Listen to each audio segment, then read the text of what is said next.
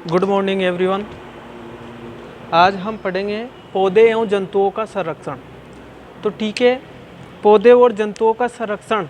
तो यहाँ पे संरक्षण का अर्थ क्या होता है? देखिए, संरक्षण,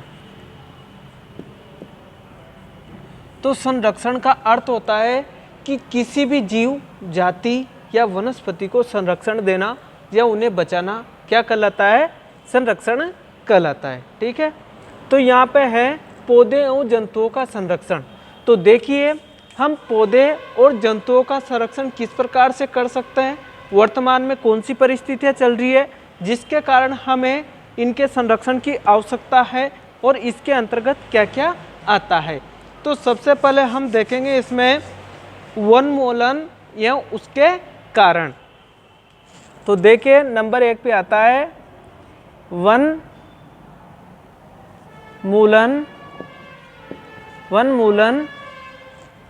एवं उसके कारण।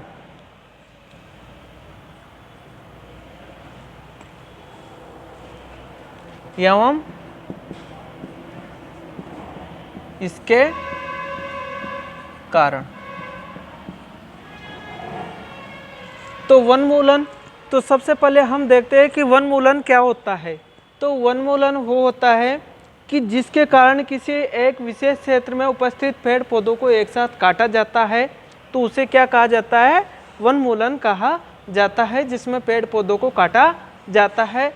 तो ये पेड़ पौधे ज़्यादातर कहाँ पाए जाते हैं? वन में पाए जाते हैं या जंगल में पाए जाते हैं। तो वहाँ पे पेड़ पौधों को एक साथ काटा जाता है, तो इसे क्या कहा जाता है? वनमूलन कहा जाता है। अब वनमूलन के करने का क्या परिणाम है, क्यों इनको काटा जाता है? तो सबसे पहले तो है कि मनुष्य की मूलभूत आवश्यकता है, मूलभूत आवश्यकता। तो देखिए, मनुष्य की मूलभूत आवश्यकता कौन कौन सी होती है? रोटी, कपड़ा और मकान, ये तीनों जो होती है ये आवश्यकता होती है मनुष्य की। अब इस आवश्यकताओं की पूर्ति के लिए क्या करता है मनुष्य? कि पेड़ पौधों को और जंगलों को काटता है। तो वहाँ पे क्या करता है? सबसे पहले तो रहने के लिए आवास, जहाँ कहीं भी आवास का निर्माण करना होता है उसके लिए लकड़ियों की आवश्यकता होती है और जगह की भी आवश्यकता होती है। तो बढ़ती जनसंख्या के लिए वहाँ पे जंगलों को नष्ट किया जा सकता है। फिर क्या है? अनाज संबंधित या फिर भोजन संबंधित। तो भोजन के रूप में पेड़ पौधों से भोजन प्राप्त किया जाता है, तो वहाँ पे उन पेड़ों को काट दिया जाता है तथा उस जगह पर फिर क्या की जाती है? खेती की जाती है, जिसके लिए जंगलों को नाश किया जाता है और जंगलों को नष्ट किया जाता है। ठीक है, तो आवास हो गया, भोजन हो गया। अब इनका कारण क्या है? सबसे पहला जो कारण है वह है बढ़ती जनसंख्या। क्या है? बढ़ती जनसंख्या। तो बढ़ती जनसंख्या के कारण ही ये सब प्रक्रिया है। अब इसके बाद है उद्योग धंधे, उद्योग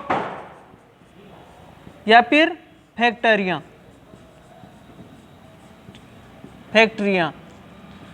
तो जहाँ कहीं पर भी किसी भी स्थान पर पेड़ पौधों की या उद्योग धंधों की स्थापना की जाती है, तो वहाँ के पेड़ पौधों को नष्ट किया जाता है।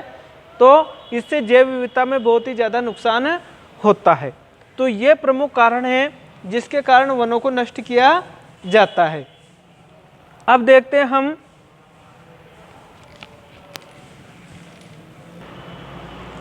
वनमूलन के प्रभाव। तो देखिए, वनमूलन के प्रभाव, जब वन नष्ट हो जाएंगे तो इसके प्रभाव क्या पड़ेगा? सबके पहले है विश्व उष्णता। विश्व उष्णता, तो जैसे ही पृथ्वी से पेड़ पौधे खत्म होंगे तो उसके कारण सूर्य से आने वाली जो किरणें होगी उसके कारण क्या होगा? यहाँ पे पृथ्वी का ताप बढ़ेगा और ताप बढ़ने के कारण एक साथ पूरे विश्व में तापमान में वृद्धि होगी। तो सबसे पहला जो कारण होगा विश्व उष्णता होगी। दूसरा है वर्षा में कमी, वर्षा में कमी। तो जब पृथ्वी पे से पेड़ पौधों को काटा जाएगा तो क्या होगा? जंगलों की कमी होने से वर्षा भी कम होगी। जिसके कारण क्या होगा, जल स्तर गिरेगा। जल स्तर गिरने के कारण पृथ्वी पे पानी की या जल की कमी आएगी। तो ये इसका प्रमुख कारण है। तीसरे नंबर पे है प्रदूषण में वृद्धि। प्रदूषण में वृद्धि, तो जब पेड़ पौधे कम होंगे तो पृथ्वी पे जो प्रदूषण होता है इसको कम करने का काम कौन करता है, पेड़ पौधे करते हैं। पेड़ पौधे ही पृथ्वी पे प्रदूषण की मात्रा को घटाते हैं।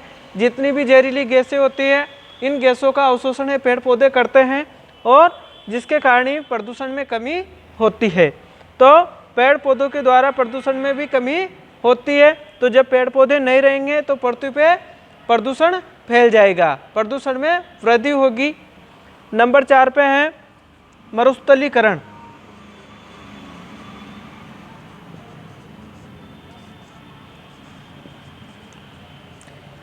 तो जब पृथ्वी पे से पेड़ पौधों को नष्ट किया जाएगा तो पृथ्वी पे मरुस्थलीकरण बढ़ेगा, जिसके कारण उस क्षेत्र में अत्यधिक मात्रा में सूखा और पानीहीन या जलहीन हो जाएगा, जिसके कारण क्षेत्र में मरुस्थलीकरण बढ़ेगा। तो ये किसके परिणाम है, वनमूलन के प्रभाव है, जिसके कारण पृथ्वी पे इतना सारा प्रभाव पड़ेगा। फिर है 5वें नंबर पे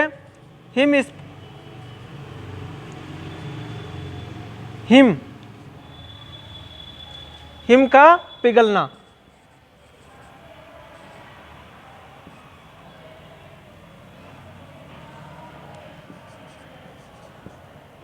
हिम का पिघलना या फिर ग्लोबल वार्मिंग।